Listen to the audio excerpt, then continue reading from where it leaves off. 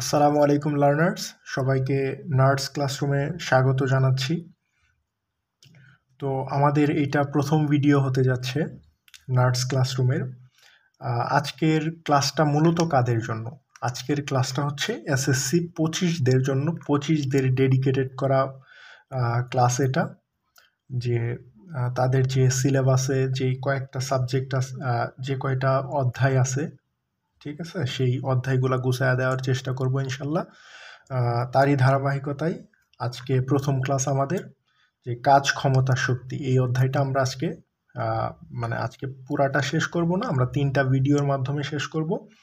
3টা ভিডিও সিরিজের আজকে প্রথম ক্লাস ইনশাল্লাহ। আজকে আমরা কাজ এবং শক্তি নিয়ে, এই কাজ এবং শক্তি এই দুইটা পার্ট শেষ করব ইনশাল্লাহ। কিভাবে পড়ব এবং এই অধ্যায়ে কি কি পড়তে হবে সেটা আগে বোঝা উচিত, যে এই অধ্যায়টা কিভাবে আমরা শেষ করব। ঠিক আছে, এটা বোঝা উচিত যে আসলে কিভাবে অধ্যায়টা শেষ করব। তো শুরুতেই তোমাদেরকে স্বাগত জানাচ্ছি নার্স ক্লাসরুমে। আজকে আমাদের প্রথম ক্লাস। তো এই অধ্যায়ে যা যা পড়তে হবে এটা আগে জানতে হবে, যে এই অধ্যায়ে কি কি আমরা পড়ব। এই বিষয়টা আগে ধারণা থাকতে হবে যে এই অধ্যায়ে কি কি আছে এবং কি কি পড়তে হবে। বোঝা গেছে? আচ্ছা, তাহলে টপিক সমূহ, প্রথম টপিক হচ্ছে কাজ, এবং একটা টপিক আমরা কিভাবে পড়ব এর জন্য আমরা কি এই 5টা টাইপ ওয়াইজ, মানে একটা টাইপের ভিতরে পাঁচ ভাবে আমরা একটা টাইপ ক্লিয়ার করব। কিভাবে ক্লিয়ার করব একটু খেয়াল করো, যে সর্বপ্রথম আমাদের থাকবে বেসিক। সর্বপ্রথম একটা টাইপের বেসিক, যেমন ধরো তো আমি এখানে কাজ টপিককে আলাদা করছি। এই কাজ টপিককে আমরা বেসিক আগে শিখব, কাজ টপিকের বেসিক আগে শিখব। তারপরে বেসিক আলোচনা করার পরে বিভিন্ন ঘটনার মাধ্যমে বেসিকটা আলোচনা করে এরপরে আমরা সূত্র দেখব, মানে কাজের যে কি সূত্র থাকতে পারে এই সূত্রগুলা দেখব। তারপর আমরা চলে যাব এই কাজের এককে, চলে যাব তারপর কাজের মাত্রা এবং কাজের যে প্রকারভেদ আছে এই কাজের প্রকারভেদে চলে যাব। বোঝা গেছে ব্যাপারটা? তাহলে এই যে এই 5টা টাইপ ওয়াইজ আমরা একটা টপিক ক্লিয়ার করব। বোঝা গেছে ব্যাপারটা? এই 5টা টপিক অর্থাৎ বেসিক, সূত্র, একক, মাত্রা এবং প্রকারভেদ, এই 5টা টাইপের মাধ্যমে আমরা একটা টাইপ শেষ করব। বোঝা গেছে ব্যাপারটা? আচ্ছা, এরপরে এটা গেল প্রথম অধ্যায়, মানে প্রথম টপিক। তারপরে গেল তোমার দ্বিতীয় টপিক হচ্ছে শক্তি। বোঝা গেছে ব্যাপারটা? শক্তি। 3 নাম্বারটা আছে শক্তিরই প্রকারভেদ একটা, সেটা হচ্ছে বিভব শক্তি এবং গতি শক্তি। এটা কিন্তু শক্তি থেকে আসা, অর্থাৎ শক্তি দুই প্রকার। একটা হইতেছে গতি শক্তি, আর একটা হচ্ছে বিভব শক্তি। মূলত শক্তি নিয়ে আমাদের তেমন কোনো আলোচনা নাই, শুধু শক্তি কি, কাজ করার সামর্থ্যকেই শক্তি বলে, এতটুকু জানলেই তোমার হয়ে যায় শক্তি থেকে। ঠিক আছে, কিন্তু মূল আলোচনা হচ্ছে গতি শক্তি ইকে, কাইনেটিক এনার্জি, এবং বিভব শক্তি ইপি বা পটেনশিয়াল এনার্জি। এই দুইটা সম্পর্কে আমরা বিস্তর আলোচনা করব। কোন টপিকে? গতি শক্তি এবং বিভব শক্তি টপিকে। কিভাবে পড়বো? এই যে এইভাবে পড়বো। বোঝা গেছে ব্যাপারটা? এরপরে 5 নাম্বার টপিকটা খেয়াল করো, ভরবেগ ও শক্তির, অর্থাৎ ভরবেগ ও গতি শক্তির মধ্যে সম্পর্কটা কি একটু খেয়াল করো, যে K E is equals to P square by 2m। K E is equals to P square by 2m। এটা কিভাবে আসলো বা এটার ব্যবহারটা কি, অ্যাপ্লিকেশনটা কেমন, এটা আমরা শিখব। বোঝা গেছে ব্যাপারটা? এবার আসো 6 নাম্বার টপিকে, সেটা হচ্ছে বিভব শক্তি ও গতি শক্তির তুলনা। ঠিক আছে, এইখান থেকে কেমন কোশ্চেন আসতে পারে, যে বিভব শক্তি এবং গতি শক্তির তুলনা কেমন করে কোশ্চেনটা আসে, যে তোমার একটা বস্তুকে উপর থেকে নিচে ছাড়িয়ে দিছে। ঠিক আছে, এখন একটা সার্টেন অ্যামাউন্ট টাইমে বিচরণ করে বলবে যে ওই মাঝখানের পয়েন্টটা, অর্থাৎ এই যে এটা উপরের পয়েন্ট, এটা নিচের পয়েন্ট, ঠিক আছে, মাঝখানের পয়েন্টে এই যে ধরো এতটুকু তার কি বললো, সার্টেন অ্যামাউন্ট অফ টাইমে কি করলো, ভ্রমণ করলো। এই ভ্রমণ করে এই যে এই এক্স বিন্দুতে বলবে যে তার গতিশক্তি কত, বিভব শক্তি কত, অথবা এখানে গতিশক্তি বিভব শক্তির কত গুণ, এই যে তুলনা। ঠিক আছে, এইটা কত গুণ, এই যে এই এক্স পয়েন্টে কত গুণ, কার কত গুণ, বিভব শক্তি গতিশক্তির কত গুণ, গতিশক্তি বিভব শক্তির কত গুণ, এই আলোচনাগুলো আমরা শিখব কই 6 নাম্বার টপিকে বিভব শক্তি ও গতিশক্তির মধ্যে তুলনা। এরপরে সবচেয়ে গুরুত্বপূর্ণ আমি বলবো এই অধ্যায়ের সবচেয়ে গুরুত্বপূর্ণ এবং প্রত্যেক বোর্ডেই আসে, সেটা হচ্ছে শক্তির সংরক্ষণশীলতা। সবচেয়ে গুরুত্বপূর্ণ সেটা হচ্ছে শক্তির সংরক্ষণশীলতা। এখান থেকে কিছু বাচ্চা বাচ্চা টপিক আছে, এখান থেকে কোশ্চেন আসে না বললেই চলে, তারপরেও আমরা খুব ভালোভাবে শিখব। সেটা হচ্ছে 8 নাম্বার টপিক স্প্রিংয়ের বিভব শক্তি। ক্ষমতা এবং কর্মদক্ষতা, এটাও একটা মোস্ট ইম্পর্ট্যান্ট টপিক, যেখান থেকে প্রায় কোশ্চেন আসতে দেখা যায়। ঠিক আছে, 5 স্টার টপিক একটা, সেটা হচ্ছে ক্ষমতা এবং কর্মদক্ষতা। মোটর এবং পাম্প 10 নম্বর টপিক। মোটর এবং পাম্প থেকেও আমরা খুব ভালোভাবে শিখব এবং এখানে একটা স্টোরি আছে, আমি স্টোরিটা শেয়ার করব তোমাদের। ঠিক আছে, আসো যে এই যে স্টোরিটা কেমন, স্টোরির কোয়েশ্চেনটা আমি বলে রাখি। সেটা হচ্ছে সবচেয়ে দ্রুত গতির প্রাণী হচ্ছে সবচেয়ে দ্রুত গতির, ঠিক আছে, সবচেয়ে দ্রুত গতির প্রাণী হচ্ছে কে? চিতা, আমরা জানি। ঠিক আছে, সবচেয়ে দ্রুত গতির প্রাণী হচ্ছে চিতা। আমি কোশ্চেনটা করে রাখি, তোমরা পরে অ্যান্সার দেওয়ার চেষ্টা করে কমেন্টে, যে সবচেয়ে দ্রুত গতির প্রাণী হচ্ছে চিতা। কিন্তু একটা মোটরকে আমরা কেন হর্স পাওয়ার বলি, চিতা পাওয়ার কেন বলি না, অর্থাৎ এইচপি। ঠিক আছে, এইখানে একটা স্টোরি আছে, এই স্টোরিটা আমি শেয়ার করবো ইনশাল্লাহ। যে সবচেয়ে দ্রুত গতির প্রাণী হচ্ছে চিতা, কিন্তু আমরা হর্স পাওয়ার কেন ব্যবহার করি মোটরের ক্ষেত্রে। বোঝা গেছে ব্যাপারটা? তারপর 11 নম্বর টপিক হচ্ছে কাজ শক্তি উপপাদ্য। কাজ শক্তি উপপাদ্য, এটাও একটা 5 স্টার টপিক, আমি 3 স্টার দিব। ঠিক আছে, এরপরে বুলেট তক্তার ম্যাথ, এইখানে থেকে আমরা ম্যাথ করব। এই 12টা টপিক আমরা 3টা ক্লাসে শেষ করব। যেহেতু আজকে প্রথম ক্লাস, ঠিক আছে, অত বড় করব না ক্লাসটা। ঠিক আছে, আমরা শুধু আজকে কাজ টপিকটা শেষ করব। কাজ টপিকের বেসিক সূত্র, একক মাত্রা, প্রকারভেদ শিখব। এবং যদি সময় পাই বা ক্লাস অত বড় না হয়, তাহলে আমরা কি শিখব, যে অভিকর্ষ বল দ্বারা কৃত কাজ। অভিকর্ষ বল দ্বারা কৃত কাজ, অর্থাৎ কাজ যেহেতু আমরা পড়বো, সেহেতু অভিকর্ষ বল দ্বারা কৃত কাজ, এই টপিকটাও আজকে ক্লিয়ার করবো ইনশাল্লাহ। ঠিক আছে, আসো এরপরে 2 নম্বর টপিক, সেটা হচ্ছে শক্তি, এই টপিকটা শেষ করব। বোঝা গেছে ব্যাপারটা? তাহলে একটা অধ্যায় নিয়ে একটা কাজ, ক্ষমতা, শক্তি, এই আমাদের অধ্যায় 12টা টপিক আছে, এবং এই 12টা টপিক তোমাদের ভালো মতো কি করতে হবে, মেমোরাইজ করতে হবে বা মনে রাখতে হবে। কিভাবে শিখবো আমরা ইনশাল্লাহ আলোচনা করছি পরবর্তীতে, বেসিক আলোচনা, তারপরে আমাদের সূত্র, একক মাত্রা, প্রকারভেদ, ইনশাল্লাহ এইভাবে আমরা আগাবো। বোঝা গেছে ব্যাপারটা? আসো কাজ টপিকটায় আমরা প্রবেশ করি। দেখো, কাজ কাকে বলে এটা আগে বুঝতে হবে আমার, যে কাজ কাকে বলে, কাজ জিনিসটা কি, কাজ বলতে আমরা কি বুঝি, এটা হচ্ছে আমার প্রথম কোশ্চেন, যে কাজ কাকে বলে। ঠিক আছে, দেখো একটা বিষয় হচ্ছে যে ভরের একটা বস্তু, দেখো আমি তোমাদের গতি অধ্যায় পড়াইনি, কিন্তু গতি অধ্যায়ের কিছু রিলেটেড টপিক এইখান থেকে আসবে।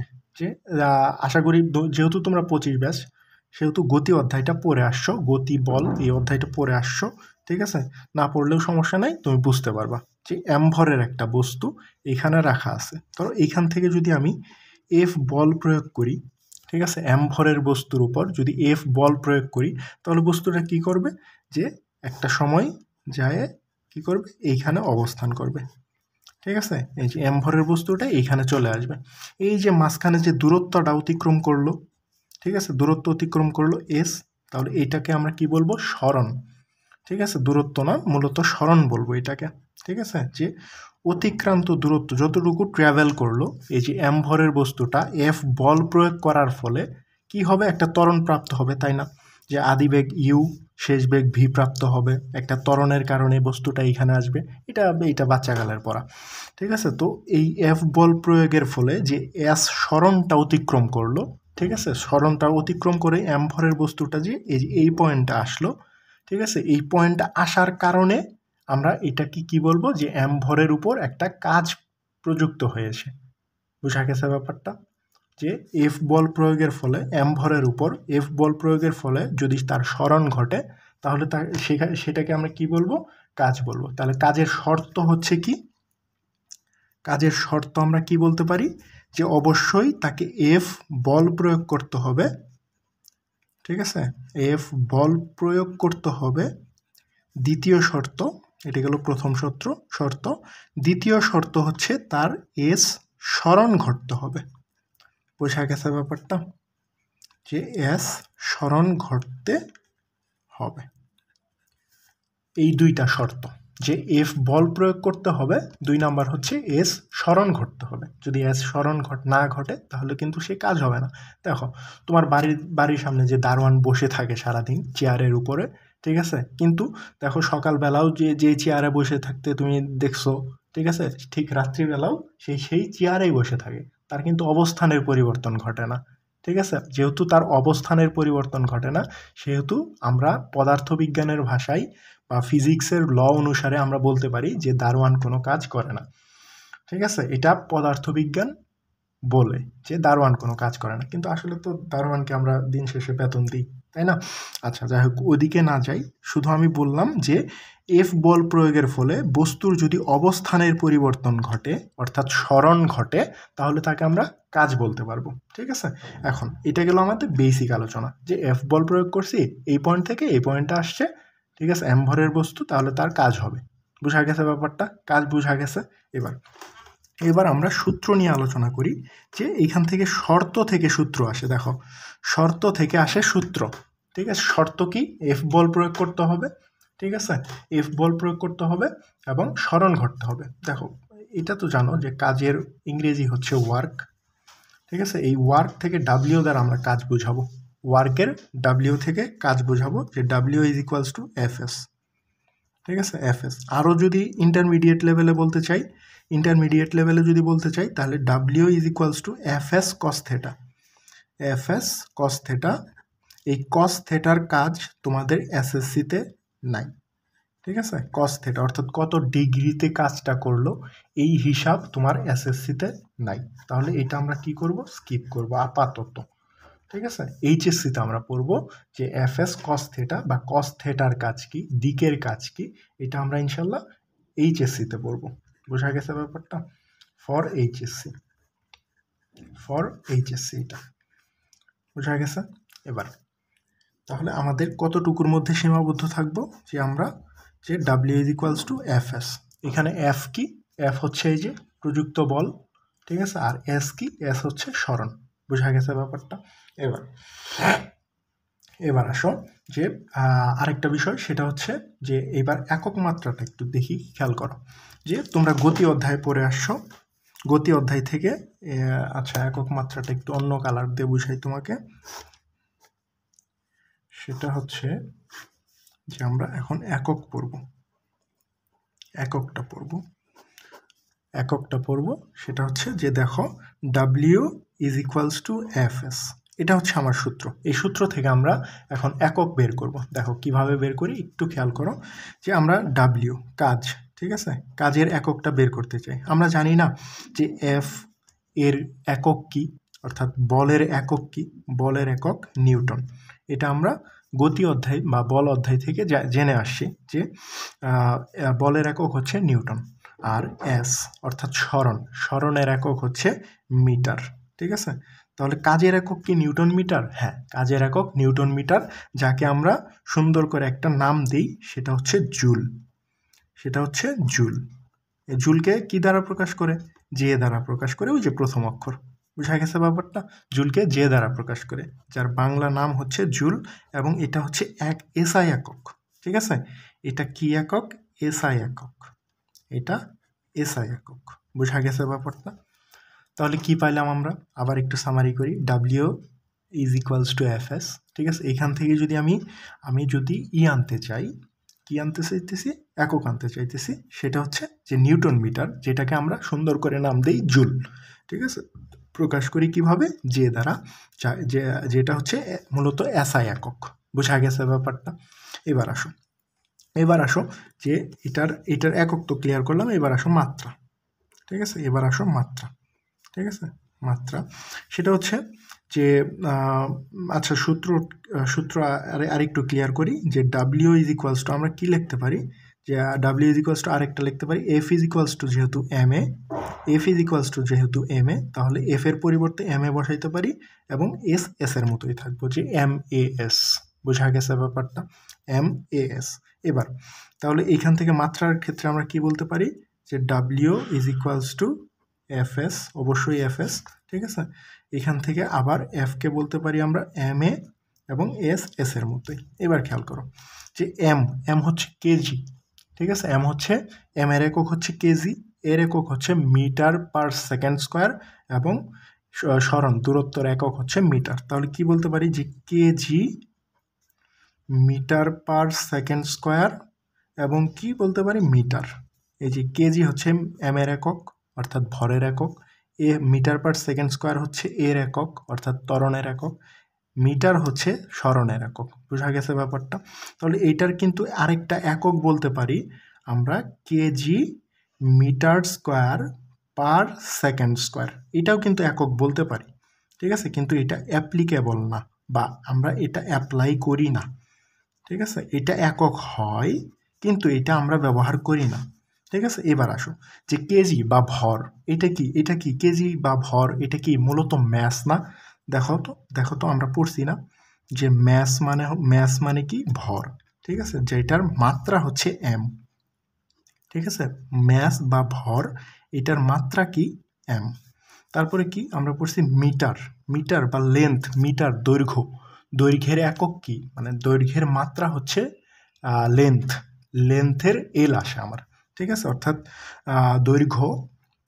দৈর্ঘ্য বা লেন্থ, ঠিক আছে, ওই লেন্থের এল আসে আমার কি মাত্রা হিসাবে, ওই যে দৈর্ঘ্যের এল। বোঝা গেছে ব্যাপারটা। তারপরে কি টাইম, সময়, সেকেন্ড সময়ের একক কি সেকেন্ড, ঠিক আছে। সেইখান থেকে টাইম থেকে আসে টি, অর্থাৎ সময়ের মাত্রা কি টি, মানে প্রথম অক্ষরগুলো এখানে আসতেছে, থার্ড ব্র্যাকেটের মাঝখানে বসতেছে। বোঝা গেছে ব্যাপারটা। তাহলে এখান থেকে কি বলতে পারবো, কেজি হচ্ছে M, ঠিক আছে। মিটার স্কোয়ার কি বলতে পারবো, মিটার যেহেতু দৈর্ঘ্যের একক তাহলে কি বলতে পারবো L স্কোয়ার, ML স্কোয়ার, সময় কি টি, তাহলে টি ইনভার্স 2। কি বলতে পারতেছি আমরা যে ML স্কোয়ার টি ইনভার্স 2, ML স্কোয়ার টি ইনভার্স 2, এটাই কি কার মাত্রা, কাজের মাত্রা। বোঝা গেছে, একদম ভেঙে চুরে বুঝাই দিলাম যে একক মাত্রাটা কি। বুঝছো ব্যাপারটা, বোঝা গেছে ব্যাপারটা, বোঝা গেছে। এবার আসো যে আমরা দুইটা প্র্যাকটিস প্রবলেমে যাব। সেটা হচ্ছে যে প্রথম প্র্যাকটিস প্রবলেম, একটু খেয়াল করো, যে মনোযোগ দিয়ে একটু আগে দাগটা পড়ে নিই। সেটা হচ্ছে যে মনোযোগ দিয়ে একটু দাগটা পড়ি যে 25 কেজি ভরের উপর, মানে 25 কেজি বস্তুর উপর কি করছি আমরা 2 নিউটন বল প্রয়োগে, ঠিক আছে, 2 নিউটন বল প্রয়োগ করছি। এই করার ফলে যদি 3 মিটার সরণ ঘটে, ঠিক আছে। বুঝো ব্যাপারটা যে 25 কেজি একটা বস্তু আছে এখানে, 25 কেজির একটা বস্তু আছে এখানে, 25 কেজির বস্তুটা আছে, ঠিক আছে। এইটার উপর আমরা কি করছি যে 2 নিউটন বল প্রয়োগ করছি। ওই যে ঘটনা আগের মতো ঘটতেছে না, বেসিক যে এখানে কথা বললাম যে M ভরের বস্তুর উপর একটা F মানের বল প্রয়োগ করছি এবং কি করছে এই বস্তুটা সরে গিয়ে 25 কেজি ভরের বস্তুটা কি করছে এই যে এইখানে চলে আসছে, ঠিক আছে। এই যে মাঝখানে কতটুকু গেছে দেখো 3 মিটার সরে গেছে, 3 মিটার সরে গেছে, 3 মিটার সরে গেছে। তাহলে 25 কেজি ভরের বস্তুর উপর 2 নিউটন বল প্রয়োগ করলাম, বল প্রয়োগের ফলে কি করছে 3 মিটার সরে গেছে। কোন দিকে সরছে, এইদিকে সরছে। বোঝা গেছে ব্যাপারটা, এইদিকে সরে গেছে, এইদিকে সরে গেছে, ঠিক আছে। এখন বলছে যে এর কৃত কাজ কত। এবার দেখো আমাদের F দেওয়া আছে, দেখো আমাদের শর্ত কি, আমাদের শর্ত কিন্তু দেখো শর্ত হচ্ছে যে বল লাগবে, আমার বল F লাগবে, সরণ S লাগবে। তাহলে দেখো Fও দিয়ে দিছে 2 নিউটন, সরণও দিয়ে দিছে 3 মিটার, ঠিক আছে। তাহলে দেখো শর্ত অনুযায়ী শর্ত ফিল আপ করছে কিনা, যে শর্ত F বল প্রয়োগ করতে হবে, S সরণ ঘটতে হবে, করছে তো। এই যে M ভরের বস্তুর উপর একটা বল প্রয়োগ করছি এবং তার সরণ ঘটছে, তাহলে সেটাকে আমরা কি বলতে পারবো, কাজ বলতে পারবো। এখন এই কাজের পরিমাণটা কতটুকু আমরা কি জানি যে কাজ W is equals two FS, and এটা হচ্ছে একটা কি আমরা বলতে পারি যে পান্তা ভাতের মতো কোয়েশ্চেন, যে এফ দেওয়া আছে, এস দেওয়া আছে, খুব সহজেই এটা খাওয়া যায়। পান্তা ভাতকে একটু সরল খাবার বলা যায়, যে আসলে পান্তা ভাত কি সরলভাবেই খাওয়া যায়, লবণ মরিচ হলেই খাওয়া যায়। তাহলে এরকম যে দুইটা দেওয়া থাকবে, এলিমেন্ট দেওয়া থাকবে, এবং সেটা আমরা গুণ করে দিলেই কি পাবো, কাজের পরিমাণ পেয়ে যাব। বোঝা গেছে ব্যাপারটা? তাহলে এফ এর মান কত, 2, এবং এস এর মান কত, 3। তাহলে 3 দুগুণে 6 জুল। ঠিক আছে, 6 জুল। এটাকে কি বলবো আমরা, এটাই অ্যান্সার, যে 6 জুল। এটা হচ্ছে কিসের পরিমাণ, কাজের পরিমাণ। 6 জুল হচ্ছে কাজের পরিমাণ, অর্থাৎ এই প্র্যাকটিস প্রবলেমের অ্যান্সার হচ্ছে 6 জুল। বোঝা গেছে ব্যাপারটা? এবার আসো দ্বিতীয় কোয়েশ্চেন, সেটা হচ্ছে যে 5 কেজি বস্তুর উপর বল প্রয়োগে 5 কেজি বস্তুর উপর বল প্রয়োগে 4 মিটার পার সেকেন্ড স্কোয়ার ত্বরণে পথ চলতে শুরু করলো। ঠিক আছে, দেখো 5 কেজি বস্তুর উপর আমরা কি করছি, বল প্রয়োগ করছি। কতটুকু বল প্রয়োগ করছি দেওয়া নাই, এই বলটাই বের করে নিব কিভাবে, ওই তথ্য অনুসারে। ঠিক আছে, 5 কেজি বস্তুর উপর বল প্রয়োগ করছি, এর ফলে যে 4 মিটার পার সেকেন্ড স্কোয়ার ত্বরণ প্রাপ্ত হয়েছে, এবং এই ত্বরণে পথ চলতে শুরু করলো। ঠিক আছে, এবং 10 মিটার পথ অতিক্রম করলো। ঠিক আছে, পথ চলছে এবং 10 মিটার পথ অতিক্রম করছে, সরণ ঘটছে কত, 10 মিটার। এখন কথা হচ্ছে যে কৃত কাজ কত। খেয়াল করো যে আমাদের শর্তের দিকে যাই আমরা, যে শর্ত হচ্ছে আমার প্রথমত বল দেওয়া থাকতে হবে, কিন্তু দেখো এখানে শুধুমাত্র বলের কথা উল্লেখ করছে, কিন্তু বলের পরিমাণ দেওয়া নাই। খেয়াল করো যে শুধু বলটা দিছে এটাই বলছে, কিন্তু কতটুকু বল দিবে দেখো। আগে কিন্তু দেওয়া ছিল যে 2 নিউটন, এই যে আগে কিন্তু 2 নিউটন বল দেওয়া ছিল, ঠিক আছে, কিন্তু এখন কিন্তু আর 2 নিউটন বল দেওয়া নাই। ঠিক আছে, একটা বলের শুধু বলছে যে বল দেওয়া আছে, এখন বলটা আমার বের করতে হবে। ঠিক আছে, তার জন্য যে আমরা বল ইজ ইকুয়ালস টু কি জানি, F is equals to M A, জানি কি না? F is equals to M A. Father is equals to mother, জানি কি না যে father is equals to mother, জানি। আচ্ছা, তাহলে এইখানে কি এম এর মান দেওয়া আছে 5 কেজি, এর মান দেওয়া আছে 4 মিটার পার সেকেন্ড স্কোয়ার। তাহলে আমরা এফ এর মান বের করতে পারবো না? বের করতে পারবো। কীভাবে বের করতে পারবো? গুণ করে দিব, যে 5 into 4 metre per second square is equals to কত, 4 5 20। তাহলে 20 নিউটন বল। দেখো আংশিকভাবে দেওয়া আছে, প্যাচটা ধরতে পারছো, যে ভর দেওয়া আছে, ত্বরণ দেওয়া আছে, আমার বলটা বের করে নিতে হবে। আগে কিন্তু বের করতে হয় নাই, আগে সরাসরি দেওয়া ছিল, এখন বের করে নিতে হবে, যে 20 নিউটন বল বের করে নিতে হবে। তাহলে বল পাইলাম। এখন দ্বিতীয় শর্ত কি? দ্বিতীয় শর্ত হইতেছে সরণ লাগবে আমার, সরণ লাগবে আমার। তাহলে সরণটাও তো দেওয়া আছে, এই যে 10 মিটার পথ অতিক্রম করলো, তাহলে সরণটাও দেওয়া আছে 10 মিটার। তাহলে ডাব্লিউ ইজ ইকুয়ালস টু তোমরাই বলো, ডাব্লিউ ইজ ইকুয়ালস টু তোমরাই বলো যে F is equal W is equals to F S. তাহলে এফ এর মান দেওয়া আছে কত, এফ এর মান পাইলাম আমরা এখানে 20 নিউটন, তাহলে 20 নিউটন, আর এস এর মান দেওয়া আছে 10, তাহলে 10 ইন্টু 20 করলে তাহলে 200 জুল। এবার কিন্তু জুল বলতে হবে, বোঝা গেছে ব্যাপারটা? 200 জুল বলতে পারবা। অথবা তুমি এত পেঁচে যাবা না, ঠিক আছে, এত পেঁচে যাবা না, যে W is equals to F S বলতে পারো, যে এফকে ভেঙে লেখো এম এ আর এস। দেখো খেয়াল করো, তাহলে এম এর মান কত দেওয়া আছে 5, এর মান দেওয়া আছে কত, এর মান দেওয়া আছে 4, ইন্টু এস এর মান কত দেওয়া আছে 10। তাহলে খেয়াল করো 4 5 20, সাথে ওই যেই লাও সেই কদু, অর্থাৎ 200 জুলি আমরা পাইতেছি। তুমি এই এম এ এস দিয়েও করতে পারো, W is equals to M S দিয়েও করতে পারো, W is equals to F S. কান টানলে মাথা আসে, এক কথাই। ঠিক আছে, বোঝা গেছে ব্যাপারটা? তাহলে এই দুইটা প্র্যাকটিস প্রবলেম বুঝতে পারছো? আচ্ছা, তাহলে আমাদের মোটামুটিভাবে কাজ থেকে এইখান থেকে বেসিক, মানে অত ঘোরাইলাম না তোমাকে। আমরা যেহেতু এটা প্রথম ক্লাস এবং একদম বেসিক আলোচনা করছি, সেহেতু এই অনুযায়ী এইখানে আমরা স্টপ যাব। ঠিক আছে, তো অভিকর্ষ বল দ্বারা কৃত কাজ, এই বিষয়টা আমরা পড়ব, যে অভিকর্ষ বল দ্বারা কৃত কাজটা কেমন হয়। যে খেয়াল করো, অভিকর্ষ বল দ্বারা কৃত কাজ, অভিকর্ষ বল দ্বারা কৃত কাজ, যে যেমন ধরো এটা হচ্ছে আমার একটা সারফেস, এটা আমার সারফেস, সারফেস বলতে বুঝাইতেছি ভূপৃষ্ঠ।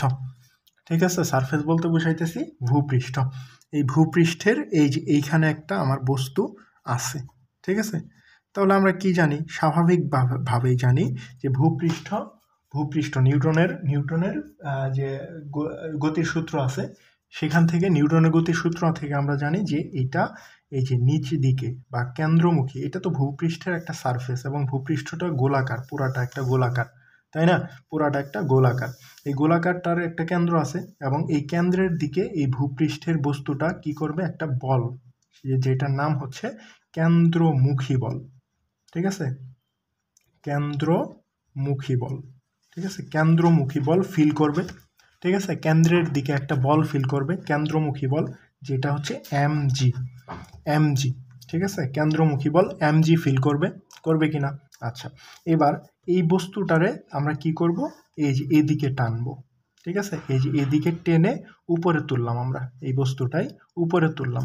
ঠিক আছে, তাহলে বল কাজ করতেছে কোন দিকে, নিচের দিকে, এবং সরণ অর্থাৎ সরণ কাজ করতেছে কোথায়, উপরের দিকে। ঠিক আছে, তাহলে বল এবং সরণ কি দিক উল্টা হয়ে গেল না?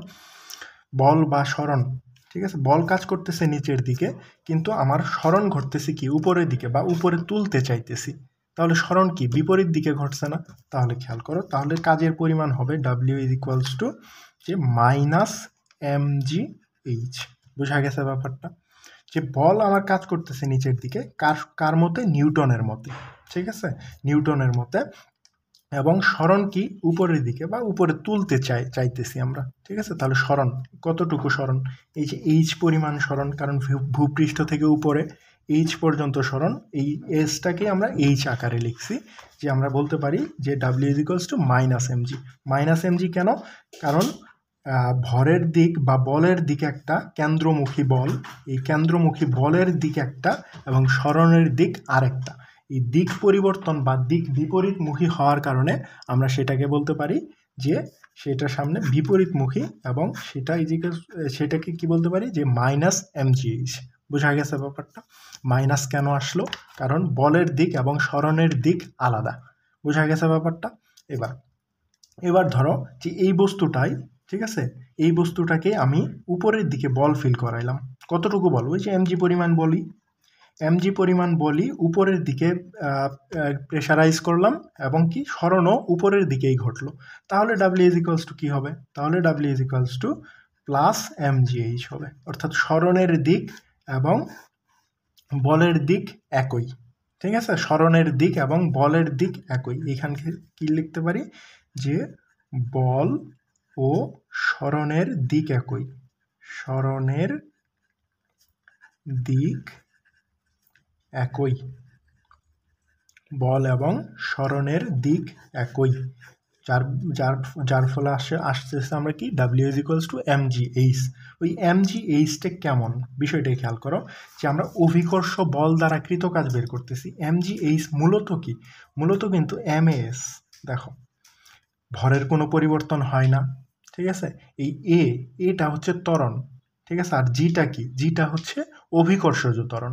ঠিক আছে, আর এসটা কি, এসটা হইতেছে মূলত সরণ। ঠিক আছে, এইখানে উপরে নিচে নিয়ে যাওয়ার কারণে কি হয়, উচ্চতা কাউন্ট হয়, এখান থেকে সরণটাই উচ্চতা। ঠিক আছে, যতটুকু উপরে গেল বা যতটুকু নিচে নামলো, মানে মূল কথা হচ্ছে ভ্রমণকারী দূরত্ব। ঠিক আছে, এখানে ভ্রমণ করছে কতটুকু, এইচ পরিমাণ উচ্চতা। তার মানে কি আমরা বলতে পারি কি, এইচটা হচ্ছে তার সরণ। আর ফ্ল্যাট সারফেসে কি হয়েছিল, ফ্ল্যাট সারফেসে এই যে এইখান থেকে বস্তুটা এইখানে সরে গেছিল, যার কারণে একটা সরণ ঘটছে। তখন এই সরণটাকে আমরা এস লিখছি। এখন বস্তুটা এই ভূপৃষ্ঠ থেকে উপরে চলে গেছে, তাহলে সেটাকে আমরা কি বলবো, এইচ বলবো। বোঝা গেছে ব্যাপারটা? তাহলে ওই এস এর পরিবর্তে আমরা এইচটা লিখছি, এর পরিবর্তে জিটা লিখছি। এ হচ্ছে ফ্ল্যাট সারফেসে, অর্থাৎ ত্বরণ প্রাপ্ত হবে। কিন্তু এইখানে তো তুমি যদি এইখান থেকে উপর থেকে বস্তুটা ছাড়ে দাও, উপরে কি ঝুলে থাকে না, পড়ে যায় তো নিচে। কার জন্য পড়ে যায়? এই যে অভিকর্ষজ ত্বরণের জন্য পড়ে যায়। বোঝা গেছে ব্যাপারটা? তাহলে ওই অভিকর্ষজ ত্বরণের জায়গা, মানে মূল ত্বরণের জায়গায় বা রৈখিক ত্বরণের জায়গায় আমার চলে আসবে অভিকর্ষজ ত্বরণ। বোঝা গেছে ব্যাপারটা? খুব সহজ। আচ্ছা, এবার এখান থেকে কিছু একটা প্র্যাকটিস প্রবলেম আছে, যে 40 কেজি ভরের বস্তু নিয়ে, ঠিক আছে, 40 কেজি ভরের একটা বস্তু 50 কেজি ভরের ব্যক্তি, অর্থাৎ দেখো মোট ভর কত, খেয়াল করো, যে 40 কেজি ভর, এই যে একটা ব্যক্তি, এই যে একটা ব্যক্তি যার ওজন হচ্ছে কত, ওজন না, ভর হচ্ছে 50 কেজি, যে 50 কেজি ভরের ব্যক্তি। তাহলে এই যে এই ব্যক্তিটার ওজন ভর কত, 50 কেজি। ঠিক আছে। এবার মনে করো যে 40 কেজি ভরের একটি বস্তু নিয়ে, ধরো মাথায় করে, এই যে মাথায় করে 40 কেজি ভরের বস্তু নিয়ে, 40 কেজি ভরের বস্তু নিয়ে, ঠিক আছে, 40 কেজি ভরের বস্তু নিয়ে সে সিঁড়ি উঠতেছে। তাহলে এই মানুষের ভর হচ্ছে 50 কেজি, আর এর মাথায় একটা 40 কেজির বস্তু আছে বা বস্তা আছে বলতে পারি, যে নিয়ে সে কি করতেছে 18 তলা সিঁড়ি বেয়ে উঠলো। ঠিক আছে, কয় তলা? 18 তলা সিঁড়ি বেয়ে উঠলো। যে তার কৃত কাজ কত? অবশ্যই তার কাজ হবে, হবে কিনা? তাহলে খেয়াল করো যে এইখানে একটা বিল্ডিং আছে, এইখানে একটা বিল্ডিং আছে, এই বিল্ডিংয়ের 18 তলা, অর্থাৎ আমরা বলতে পারি যে এটা হচ্ছে 18 তলা একটা বিল্ডিং। এই বিল্ডিংয়ের ব্যক্তিটা এই যে এইখান থেকে দাঁড়ায়, এই যে এই বস্তু সহ, ঠিক আছে, এইখান থেকে এই যে এইখানে উঠে গেছে। ঠিক আছে, উঠে গেছে, এই ব্যক্তিটাই এইখান থেকে এতটুকু উঠছে। তাহলে তার কাজ হবে কিনা? হবে। ঠিক আছে, এটা হচ্ছে বিল্ডিং, কয়তলা? 18 তলা।